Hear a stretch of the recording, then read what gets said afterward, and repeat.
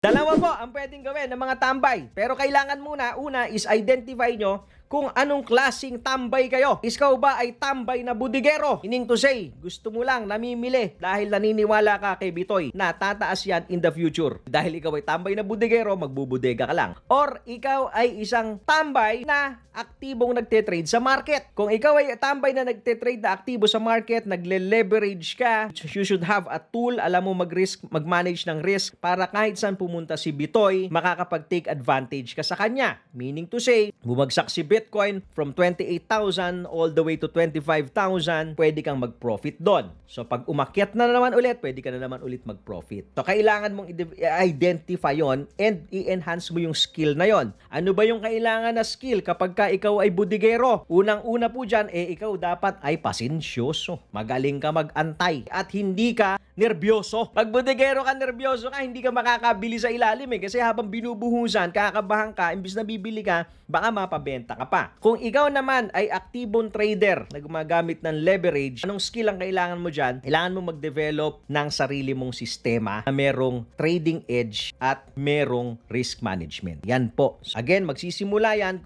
na i-identify mo muna ano yung goal mo. Yan. Tito Moves yan. Follow and like for more updates.